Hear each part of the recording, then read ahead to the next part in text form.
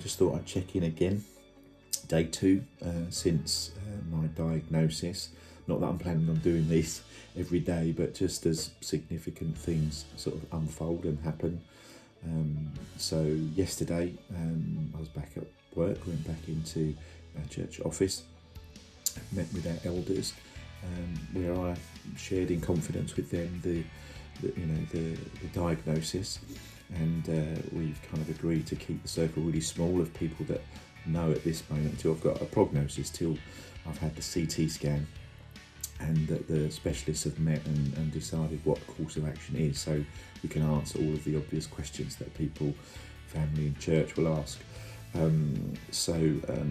was good time, just knowing that there's friends and people that we trust with us and praying with us and supporting us and caring for us and loving on us, which was just brilliant. And we had a time of prayer together.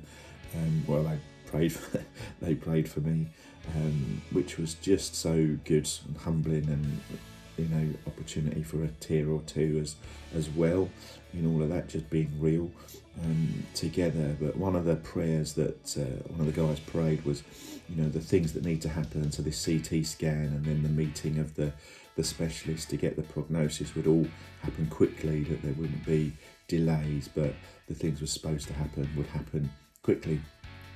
And then literally within an hour of that prayer being prayed, my phone rang. It was the NHS saying, we've got a CT scan slot for you tomorrow, which is now today,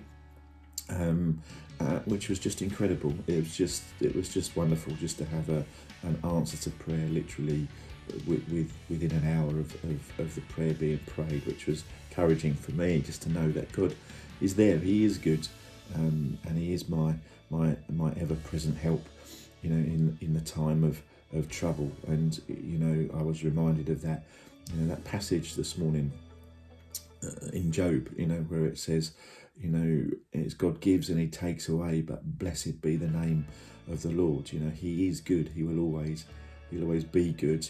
And as I shared yesterday, still living with that very kind of true reality that by faith alone is the language of rest, and that I rest in the promise of the finished work of Christ, and that He remains good and faithful and true.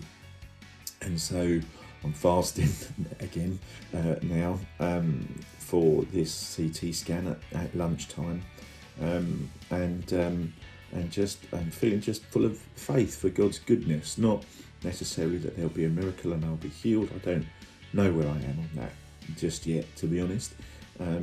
We'll see, and what God does and what He puts in my heart and our heart and gives us faith for. But what I do know and what I do have faith for is that He's good, and that He's always good, and that He's got a plan in all of this, and I don't know what that is, and I've got to walk it through with kids and my parents and all of that kind of family and the church and all of that. But I've got faith that he remains faithful and true in all of this, and I've said to the elders, I don't want to walk this out in secret,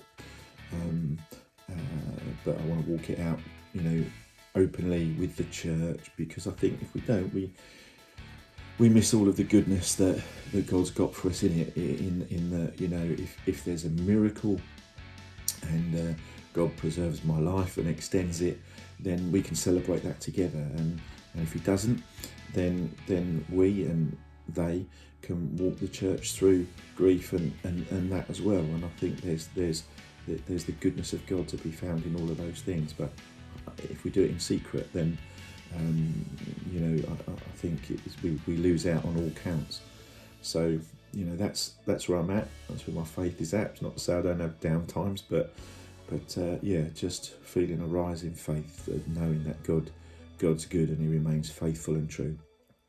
So anyway, I'll keep you posted, and thanks for listening.